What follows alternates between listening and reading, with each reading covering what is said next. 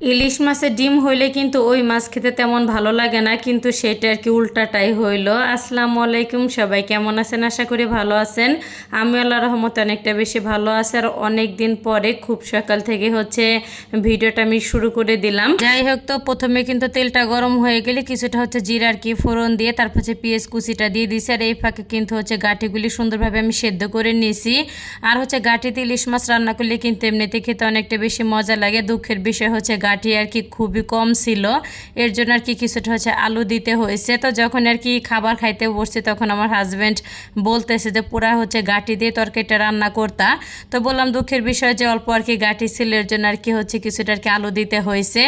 যাই হোক, এদিকে কিন্তু পেঁয়াজটা ভাজা হয়ে গেলে কিছুটা পানি দিয়ে দিলাম। আর এই যে শুকনো মশলা দিয়ে কিন্তু মশলাটা আমি কষিয়ে নিয়েছি। আর এই যে এখন ধুয়ে রাখা আর কি মাছগুলি দিয়ে দিব। আর মাছগুলি কিন্তু আমি প্রথমে আর কি কষিয়ে নেবার, যে কোনো সবজি দিয়ে আর কি মাছটা রান্না করতে গেলে কিন্তু প্রথমে মাছটা কষিয়ে নিলে সব থেকে আর কি ভালো হয়, মশলাটা আর কি মাছের ভিতরে ঢোকে।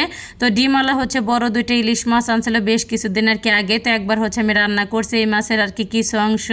তো ডিমওয়ালা মাছ কিন্তু সাধারণত তেমন ভালো লাগে না খেতে, আর এই মাছটা ডিম হওয়ার পরে এত বেশি মজা লাগছে মাছটা, কি আর বলবো। অনেক বেশি তেল ছিল মাছে, আর ইলিশ মাছে কিন্তু একটু তেল না থাকলে খেতে কিন্তু একদমই মজা লাগে না। আর এই মাছের কিছু অংশ একটুখানি আর কি আমি পাতলা ঝোল রান্না করছিলাম। আর ইলিশ মাছের পাতলা ঝোল দিয়ে ভাত খাইতে কিন্তু বেশ মজা লাগে।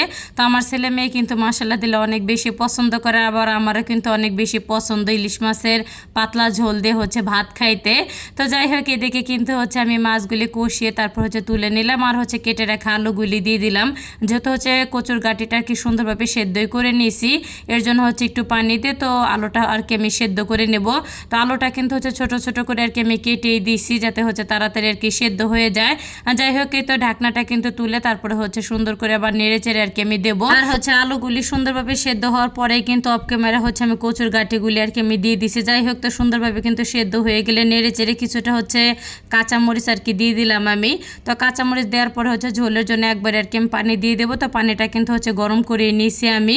আর কচুর গাঁটি রান্নার ক্ষেত্রে না একটুখানি গরম পানি দিলে আমার কাছে সব থেকে মনে হয় যে ভালো আর কি।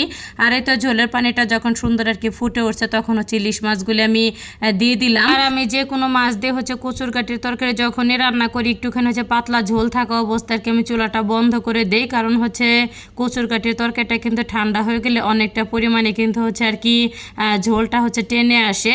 যাই হোক, তো চুলাটা কিন্তু আমি বন্ধ করে দিছি। তো রান্নাটা কিন্তু আমার হয়ে গেছে। তো অনেকদিন পরে বড় ইলিশের আর কি তরকারি খাওয়া হইতেছে, আর মাছটা অনেক অনেক বেশি মজা ছিল। যাই হোক, এই তো সন্ধ্যার সময় কিছুটা আর কি ফল কেটে নিলাম আমি। আর এখানে কিন্তু অনেক ধরনের আর কি ফল ছিল, আপেল ছিল, তারপর পেয়ারা, মালটা, আর আঙ্গুর ফল, আর এখানে ড্রাগন ফল। তো ড্রাগন ফলটা কিন্তু আমার বাবুর আর কি বিশেষ করে বেশি আর কি পছন্দ। যাই হোক, তো সব মিলে কেমন লাগলো আজকের ভিডিওটা সবার কাছে অবশ্যই কিন্তু কমেন্ট করে জানাইতে একদমই ভুলবেন না। ভিডিওটা আমি এইখানে শেষ করলাম। সবাই ভালো থাকবেন। আসসালামু আলাইকুম।